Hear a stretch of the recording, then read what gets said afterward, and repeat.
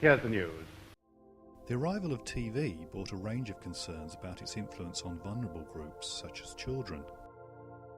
Television appeared in the home, and if it appears in the home, it interferes with what sociologists call the socialisation of children, bringing up children right, teaching them right and wrong. So there was suddenly inside the home something which was conveying messages which parents and teachers could not control. The Minister of Defence, Mr. Sands, has said that until there's agreement on disarmament, any major Russian attack, even with conventional forces alone, would have to be met with nuclear weapons. Suddenly we had the children being exposed to people and ideas and images which the school hadn't approved of and the parents hadn't seen beforehand. If you want to give your child a book, you can look at the book and decide if it's suitable before you give it to the child. But if the child's watching a TV programme, unless you know what's in the TV programme, you have no control.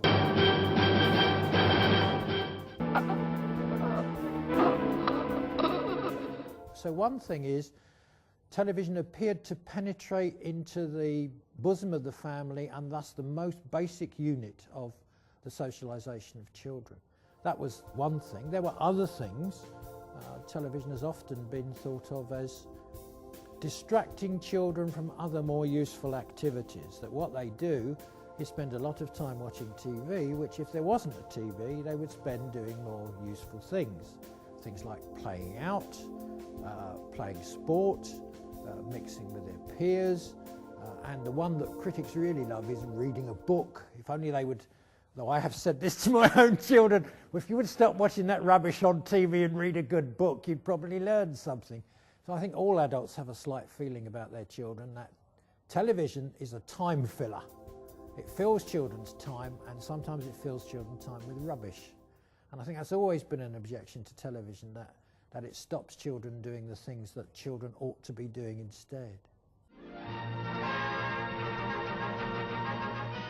The marketing of television to children depends on the system of regulation, and again, we in Britain have a very regulated television system, and an important part of that regulation is the regulation of children's television.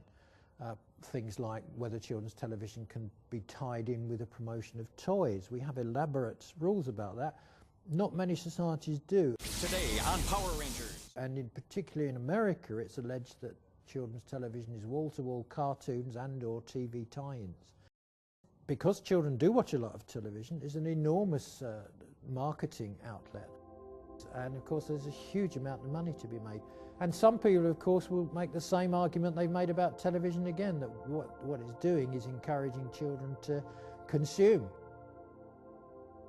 A further regulatory worry, often cited in relation to children, is the risk of exposure to material that has the potential to be psychologically damaging. Drop that gun, Daggett!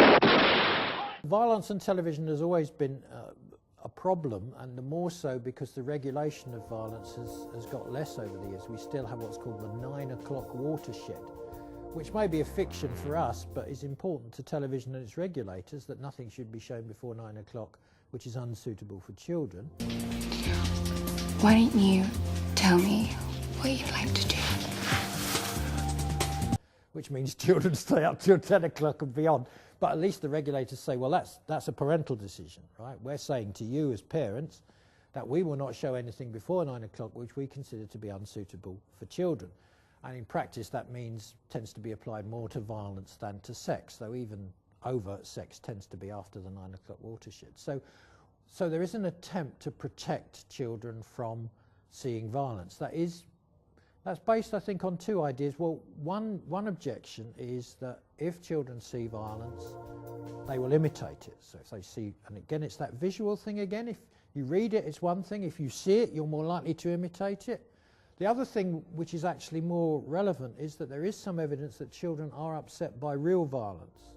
And if you want an irony, children find it harder to cope with the dead bodies on the news than they do to deal with a gangster film after 9 o'clock. Children do have the capacity to distinguish between fantasy and reality, and they know those bodies on the news are real. This time, it's a 1-year-old, a boy. He's buried almost immediately and without ceremony in an overgrown graveyard nearby. Whereas whereas the bodies in the series coming up are actors who will get up and go and have a cup of tea at the end. But does the sociological evidence support these fears? By and large, television did not take over children's lives, even though it may seem like that today. That they still kept relationships with their families, that they still kept relationships with other children, that they could still go out and play. So television didn't come to be the centre of the universe, it came to be an add-on in their universe. In terms of the immediate impact of television, when people went out and investigated, they found that television, on the whole, didn't do much harm and probably did quite a lot of good in the sense that television introduces children to places and people and experiences they wouldn't otherwise get. Even if the authorities could control what came out of the TV, the first point in the code is the need to avoid causing harm to the under 18. by the 1980s they couldn't always control what was put into it.